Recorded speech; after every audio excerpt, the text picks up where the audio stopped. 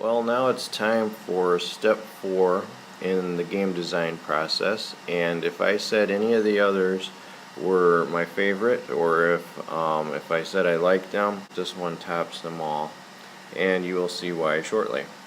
First of all, remember that in step 3 I said that you should develop your ideas in your notebook, and the goal was not to keep a good idea in a notebook, but it was to start testing it. And that's really step 4. I'm putting it this way: you have to make a prototype, which is a sample of the game. It's like a model that you can test, and then you need to play it. So this is the best part because it is fun to make the prototype, and it's often fun to play it. Sometimes you'll play it and find out that the game wasn't that fun, but at least you learned something. So I'm going to give you some tips on how to make prototypes. The first thing you should do for prototypes is collect a lot of game pieces. I have pieces here from different games that I bought. Sometimes at the thrift shop I will find a game with pawns or play money, timer, and they'll only cost $1, and out of there I get maybe a board and then these pieces. Things like this wooden cube or these stones, I get those from craft stores or dollar stores. Poker chips I often find at thrift shops, and I have a bunch of bingo chips that I've gathered from different places, and of course dice. Unique shapes, many different sizes, and you can see some of these I have put paper on them because I needed different icons. I didn't just want numbers. So you want to collect as many things that could be game bits as possible. Some people get ideas just from all these pieces. And then if you make board games, you're going to need to make a board. I realized when I was putting this together that I don't make a lot of board games. I had to dig through my old prototypes to find these. I used to lay them out in graphics software and then print them, and then I tape the pieces together. But these are actually in later stages because usually my first board will be a piece of paper and I'll just draw on it with a pen or a pencil just so we can play it right away, because remember, the goal is to play it. I have 2 other boards here that I worked on, and I printed this off at Office Depot. I don't have a good color printer, so I just take it to them and I printed it there. This is a wooden board for a strategy game that I made. So sometimes later in development you will improve your prototype, but it can be drawn on paper at first. And I always get asked this: how do you make cards? So here's my tip on a good, easy way to make cards. First of all, find some of these deck protectors, and you can get these anywhere where they are selling collectible card games like Pokemon or Magic.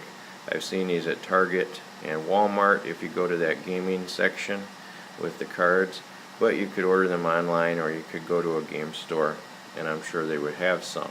Figure out how many cards you're going to need in your game or your games, and then you would want to make sure you get enough of these. They come in different colors, which is good if you have different types of cards in your game. Then what I do, I take one of those sleeves and I put an old card in it. This is an old playing card. It just had Pepsi on the back of it, a very old deck of cards, and I'm not going to need the cards, so I just slip them in here, and that makes the protector stiff enough that you can shuffle the deck. And then look, this is what I do to make my cards. This does not look very nice at first. This is so I can start playing it with my family right away. I just cut some strips from paper, strips that will fit in this protector, and I just write on it by hand, and then you would slide this in there and you've got a card that you can at least test. If I know the game is working, I will make my cards in Google Drawings. It's just something that you can make in your drive, just like a document or a slideshow. And the tools right here, these shape tools, are usually good enough to lay out a set of cards. So here is one set that I made. This is that squirrel game I was talking about before. All of these things are just basic shapes: ovals, triangles, and some rectangles. And you can see every one of my squirrels look exactly the same here. Text boxes let me put text where I want them. You can see it's very possible to make a decent looking prototype just using Google Drawings.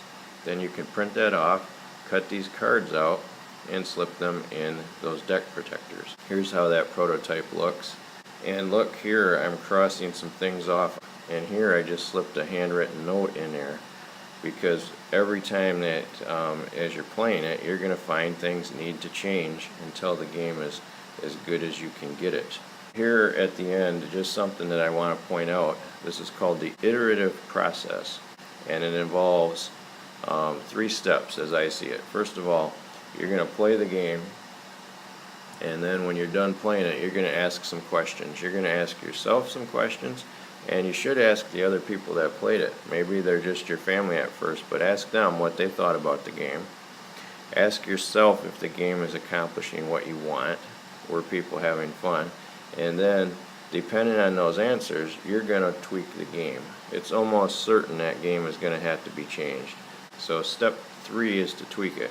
And I mean just a small change. Don't go crazy and change too much, but just this minor change, and then after you tweak it, it loops back around and you play it.